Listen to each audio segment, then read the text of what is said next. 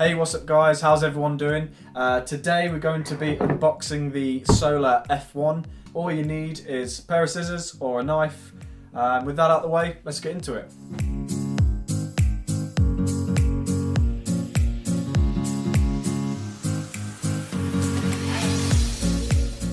So first off we have the charger.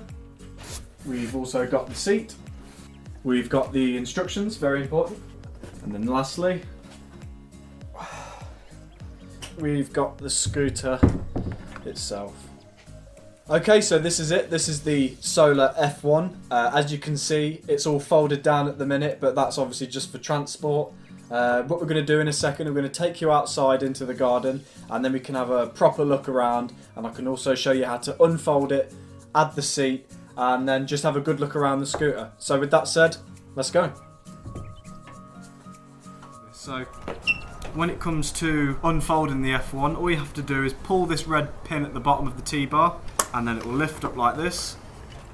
Now it might be a bit tough to begin with, but it should lift up until it clicks into place. But what you might have to do is just come around like this until it clicks into place like that.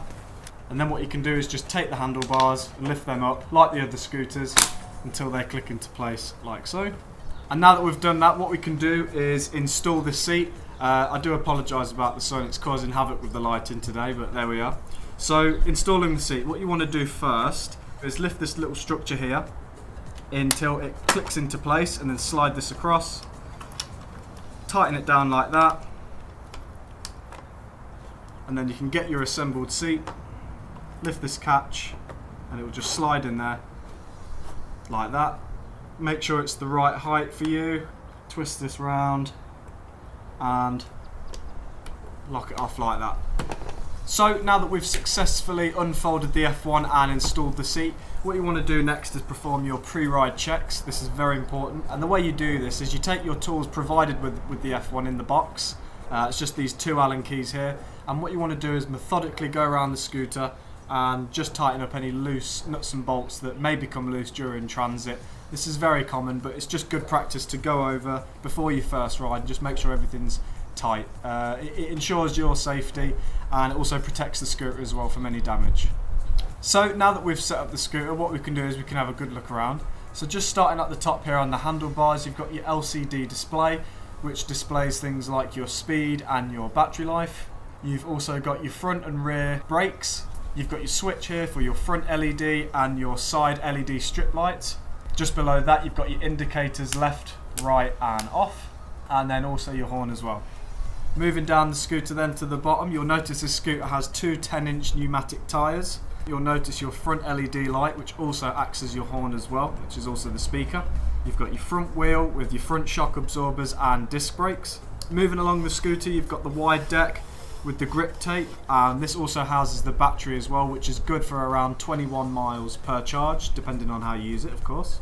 Moving down a bit further, you've got your indicators here, and then moving to the back wheel, you've got your rear mudguard and your brake light. Inside the rear wheel, you've got a 350 watt electric motor, which peaks at an output of 500 watts. This is good for a top speed of around 21 miles per hour. Again, you've also got your rear disc brake and your rear suspension also, and then of course here you've got your seat. So before you go out on your first run on the F1, we do actually recommend that you put this on charge for a full 8 hours. The nature of these batteries is that they work better at 100%. Now when your own F1 arrives, it may not arrive with a full battery, so like I said, we do recommend that you put it on charge for a full 8 hours before your first ride. Now when it comes to charging the F1, it's very important that you do it in this order. You want to put the scooter end in first, and then put the mains end in last. It's important that you do it in this order, otherwise the scooter may not charge properly.